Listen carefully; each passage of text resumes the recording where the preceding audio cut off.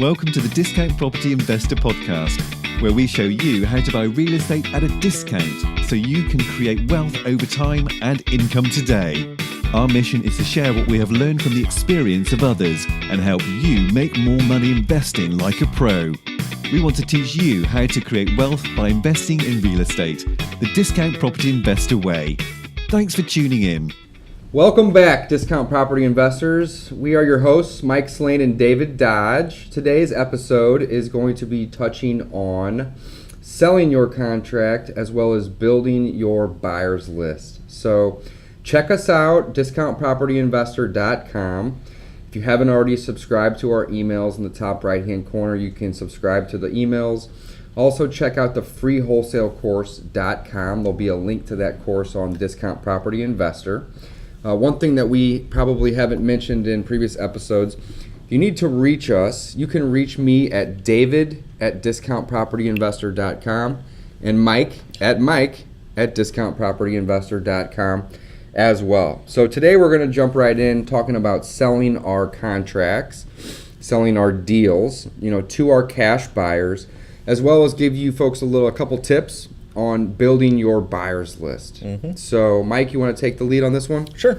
So selling the deal. So let's talk about where we've gotten so far.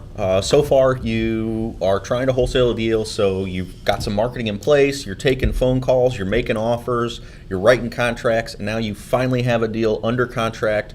Boom. So, wow, deer in headlights. What do you do? Right. You either got to close that thing, come up with some money, or you got to sell it. That's right. So our favorite option, obviously, is selling the deal right away and being able to cash a check. So let me just make this very clear. You do not need a website to get started in this business. You do not need a website to get started in this business. It is one of those things that it's fun to play with. It's fun to make it look cool and look good. It's not going to sell the deal for you. Not necessary. It's absolutely not. Now, do we recommend having a website? Absolutely. Absolutely, but you don't need it. That's not day one stuff. Don't let that stop you from getting out there and doing deals. Oh, I don't have my website built. That's bullshit. Yeah, don't worry about it.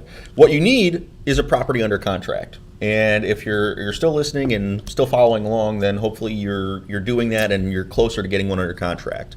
So once you've done that, you've got to basically sell your property. So we do it in very much the same way that we purchase our properties. There's only so many ways that you can advertise. So we do the same things like I think we talked about in our previous episode on marketing. We can do online ads. You can do bandit signs. You can do direct mail. You can do networking. And here I'll delve a little bit into each one of those then. Sure. So online, same thing. It's Craigslist, all those free places you can post your ads. You can post that you've got a property for sale now. Say, I've got a property for sale, motivated seller. Yep. The bandit signs, what? I thought I was buying houses. Well, same thing. You can write 3-bedroom, 2-bath, motivated seller, must sell. Or $30,000 under market, must sell, 3-2, whatever and you it put is. them around the intersections that are kind of around that house is the best way to do it. Some people I know go a little bit further out, and Mike, I've been seeing more and more of these bandit signs for selling their deals versus, there's obviously tons of them out there for, we buy houses, call me. But just to go off on a slight tangent here, there was a bandit sign for a house that I saw next to one of my rentals last week. I called it. I actually knew the guy just from being another wholesaler, and now I'm marketing the deal for him, helping him trying to sell that deal. It's called a co-wholesale, and if I'm able to sell this deal for him, then we'll make a couple grand just from calling that sign. So those signs do work. Yeah. Bandit signs. Next will be direct mail. So direct mail is another one people don't think about. If you've got a property in an area that is heavy with cash buyers, you're having trouble selling it, you can ask a realtor, or if you are licensed, you can go on to the MLS. You can pull data and actually see all the cash transactions. You can actually do it on ListSource as well. Oh, can you? Yeah. Yeah, I didn't know that. So anyways, you can go and you can find people who've purchased properties for cash in an area surrounding your property, pull up their information and send them a letter. Say, hey, I've got this property here. This is 10 grand less than what you paid for your last one. give me a call if you're interested. Yeah, send them a postcard. Send them a postcard with the picture of the house on it, and then just big bold font that just has the details. Hey, this is the address. It's the 3-2. I'm selling it. Call me. I mean, don't overthink this stuff, guys. It's not that hard. Direct mail does work. Direct mail for us is kind of a last option for selling For the selling deal. it, we don't do a lot. No, we don't do a lot. Now, have we done it in the past? Yes, and it's a great way to do it. Our other friend Mike, he does a lot of direct mail, but he's doing more multifamilies, and for him that works better. So direct mail definitely works. Networking will be number 4 here. Networking is always a great way to sell deals. It's always a great way to build the list. So I'm going to kind of combine networking with building the list. That's actually number 4, number 5 on our list as far as how we go about selling our deals. So, go to your local RIAs like we had mentioned in previous episodes. Go to meetup.com. We're not affiliated with them, but it's just a great free resource to find these groups, these investor groups, or these what we like to call RIAs. And you can meet all these other investors. Now, if these people are going to these RIAs, they're obviously either interested in investing or they're already investing. So they are your perfect cash buyers. So when you go to these RIAs, get as many business cards as possible. Take that information home and put it into an Excel sheet or whatever you're doing, even if you're writing down whatever.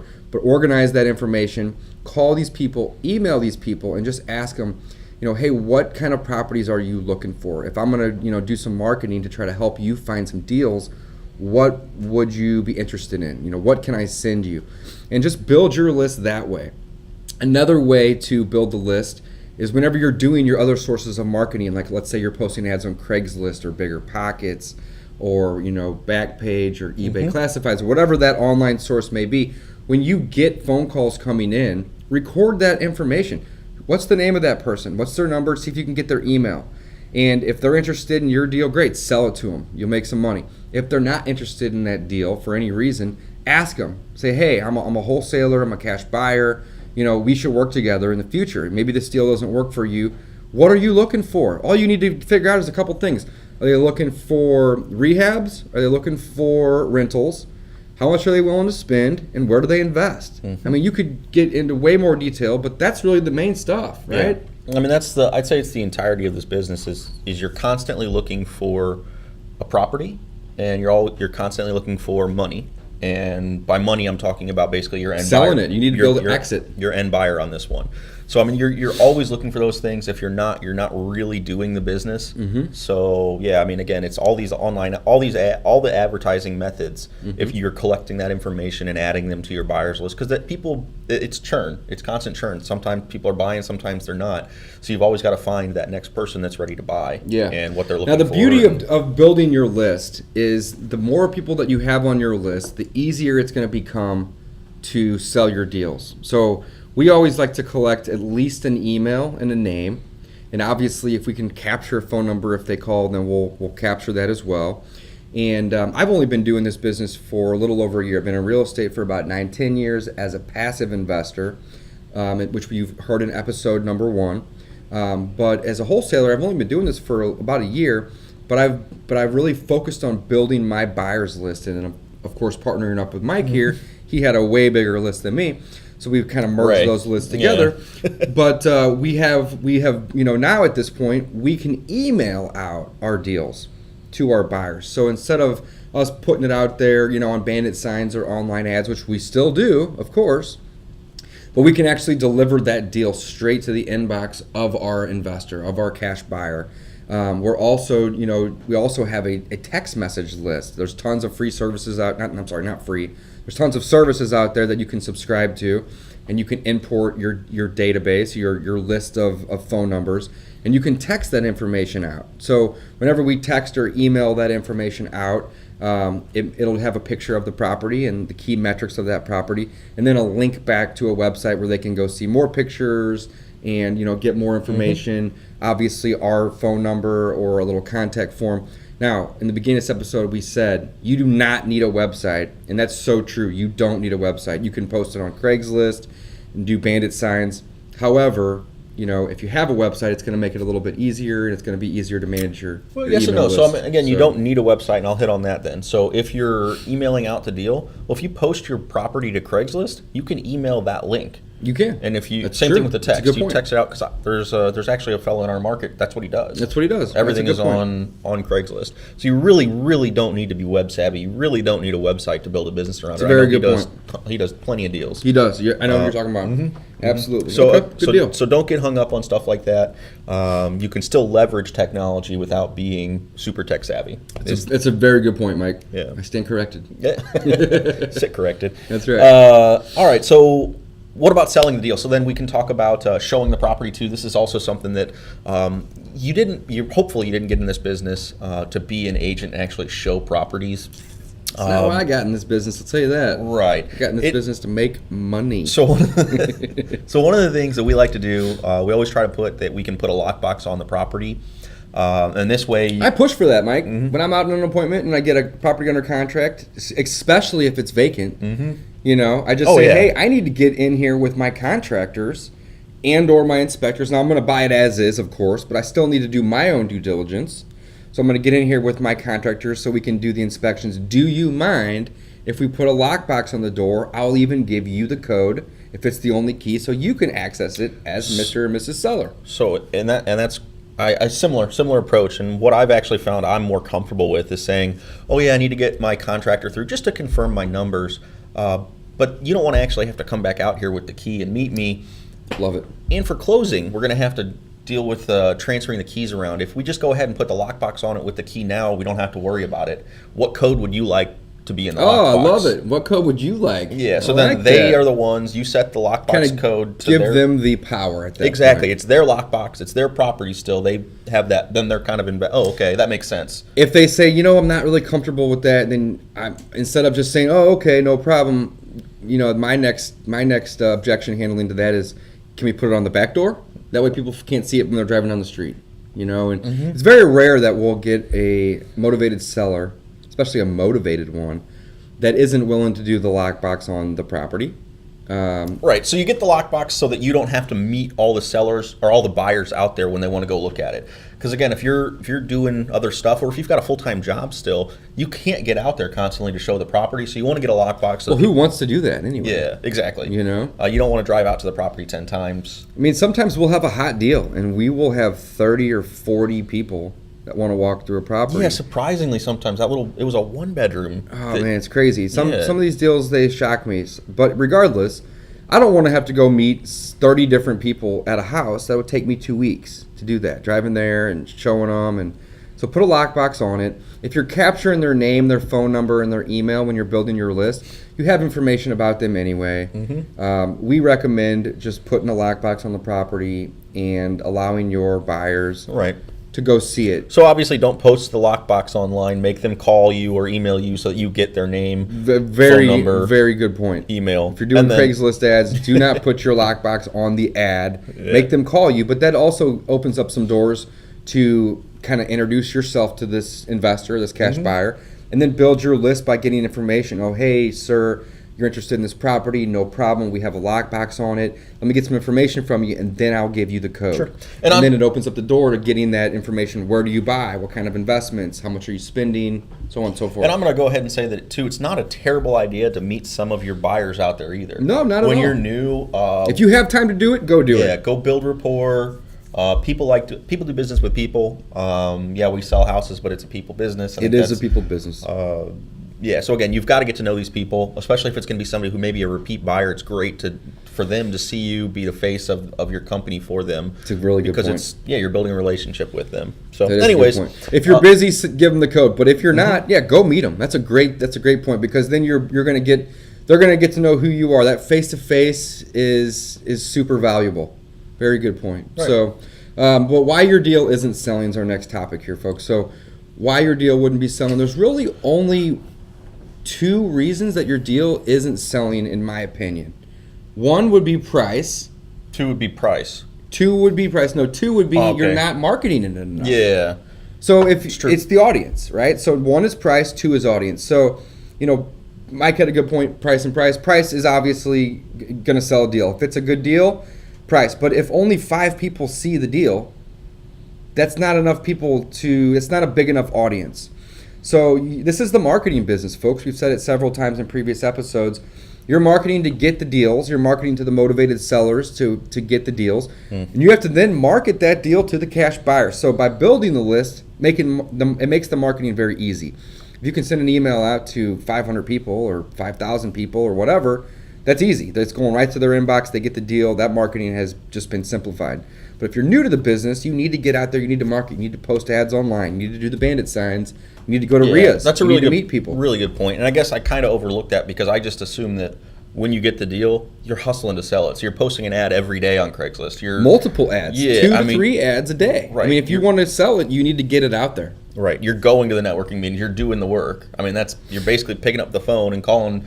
To me and you, it's given, but to a new investor, it's a good point. Yeah. Oh, here's another selling. We didn't even touch on this one, but so Craigslist, you're posting ads. There's for rent ads. Call for rents around your rental property or around the property. Hey, would you be interested in buying a property three doors over? The guy that has the rent down the street, he probably has more than one houses for rent. He's an investor. It's a very good point.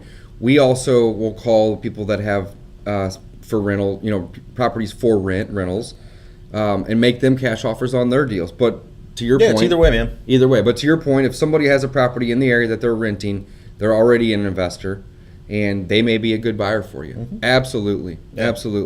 So what to do next in the event that you are not able to sell the deal, Mike? What's the next steps? So there's only 2 options. You've got your contract in place. You can walk away from the deal. You can tell the seller that, hey, because of this, I found through my inspection period, my due diligence, this property doesn't actually meet my criteria, so I can't close on it. Sorry. That option's no fun, right? That's a no fun option. It happens. Sometimes the due diligence will open up a can of worms that you don't want to proceed with. So your other option is to renegotiate. Basically say, hey, Mr. Seller, through my due diligence, I found that this property needs a little bit more work than I expected. In order for me to close on it, I'm going to need to come down on price $5,000, $10,000, whatever number it is that you can get someone in to purchase it. Or I'm going to need 5 more days to inspect it and $5,000 off. Absolutely. So basically, you're gonna renegotiate your terms of the purchase contract, get yourself some more time, get yourself a better price so that you can remarket your property. Say, go back to the buyers who looked at it and said, "Hey, would you be interested in this if I could sell it to you for $3,000 less?" See how I said $5,000 when it comes to negotiating or yeah. renegotiating, it's really just kind of open season out there, folks. So, what I like to do is just like Mike said, to reiterate, you can renegotiate your terms, you can renegotiate your costs. So what we do is, let's say we have a property, just throwing out some random numbers, that we have in our contract at 60 and we're marketing it at 70, okay? It's a 10,000 spread. And let's say that we get a cash offer at 58,000. And the guy says, I will buy this tomorrow, 58,000, let's do it. However, we are into the deal at 60,000, okay? So we would lose $2,000 if we did that deal. So what we would then do is we would go back to the seller and we would say, listen, we found our partner. Remember that partner's approval CYA clause? We found our partner. He's ready to go. However, based upon this criteria, and then you can bring up, the fact that maybe you underestimated your repair cost or you overestimated your retail, end ARV. You can say, based on these figures, we still want to move forward. However, I need to get it a little bit of better price. So if we can then drop that price down to 55 or 53, we can still make $5,000 to $8,000 on that deal, or whatever those numbers would be, by renegotiating down, knowing that we already have a buyer lined up at 58,000. Yeah. So renegotiate, exit. Those are your 2 options. If you have to exit, obviously that's maybe your only option. But before you exit the deal, always try to renegotiate. Always ask for more time. Always ask for a better price, because again, as we said earlier, whenever you send a contract to somebody and they sign it, they've already mentally cashed that check. So if you have to give them a little bit less money, so be it. Usually they're ready to go. Yeah, they're ready to sell it usually. Again, and expect people, they're not going to be happy about it. I mean, oftentimes they might get upset with you. And again, You got to have a spine in this business. Yeah, it is what it is. You got to just keep powering forward. They may not be happy with you, but at the end of the day, you're still going to be helping them out. You're still going to be taking the property off of their hands, that they're motivated to sell. They're going to get a little bit less money for it, so be it. But, they're still probably going to shake your hand after the deal's done. I'm sure. I mean, again, if you say, I thank you for helping me and hopefully helped you out, I mean, most people they're going to be happy with the fact that they were able to get rid of that problem. And whenever you're face-to-face with an individual versus on the phone, situations are always different. Oh, yeah. It's easy to get mad at somebody on a phone call or through an email because context isn't always, conveyed properly. But in person, when they get that check, everything changes. So let's talk a little bit about action items today. If you have a property under contract, hopefully you're out there putting up ads, like David said, more than one time a day. Multiple. Put out the bandit signs, find the buyers in that area, do the direct mail, network, tell people about your deal. If you don't have a property under contract, market a property. Good point. So here's how you do that, though. You absolutely have to have permission from the person who has the prop. So go out and network, find another wholesaler, say, hey, can I help you sell that deal? I'm trying to get started. You have to get their permission, and not just the permission, but get a JV agreement, get a joint venture agreement in place. FreeWholesaleCourse.com. We have an example of a joint venture agreement. Again, folks, very simple. One page, big font. It just lays out the fact that you are going to be joint venturing with another individual, another wholesaler, to help them sell the deal. The terms of that will be laid out in the contract. Check it out. Just for that deal. The reason you need that is you cannot market a property for someone if you don't have an equitable interest. So this joint venture gives you that permission, and it spells it out for you. Even if it's your best bud, I still think it's important to get joint ventures in place, just because as things change, get a joint venture. So get that joint venture, then start doing the same things we just said. Start marketing that deal. Figure out what they're already doing, and then supplement it. Do what they're not doing. If you already have a small buyers list, email it out to that list. If they're not doing bandit signs, but they're doing Craigslist posts, well, maybe not try to overwhelm Craigslist with more of the same posts. Go out and do some bandit signs. But Mike, you have a very, very good point. If you don't have any of your own deals, contact the local wholesalers. Go to RIAs and meet them and ask them if you can help them sell your deals. If somebody comes to me and says, Dave, I have a buyer for one of your deals, fantastic. That's less marketing that I got to do to sell it. I'm more than happy to split that deal with them for bringing a buyer. So whenever you go about, building that relationship with these other people, they're not going to, most of them, they're not going to be upset that you want to help them. They want your help. Great. You want to help me sell this thing? Fantastic. Let's split it. Most of them. Bring a deal. Yeah, most of them. Sometimes you meet some people who don't want help, and that's fine. No, that's fine. Let them do their thing. Exactly. Yeah, you don't really want to work with them anyway. Keep storming forward. That's right. So that's basically, I think, all we have for today. So to get started in wholesaling, make sure you check out the discountpropertyinvestor.com. See all of our properties that are currently available. Check out the link to freewholesalecourse.com. There you'll find that JV agreement and some links to all the stuff that we've mentioned during the show. Next week, we're going to be talking about closings, so how to get your deal through closing. And we're going to end on a quote. Dave, you want to read the quote for this week? Absolutely. We are not here to have power over people. We are here to empower people. Thanks, folks. Excellent. Thanks. Thanks for listening to the Discount Property Investor Podcast. If you enjoyed this episode, please like, share, and subscribe to help us reach a wider audience. We would also appreciate it if you left us a review on iTunes or Stitcher. Thanks in advance for your support. And remember, you make your money when you buy and get paid when you sell. Now let's go build some wealth.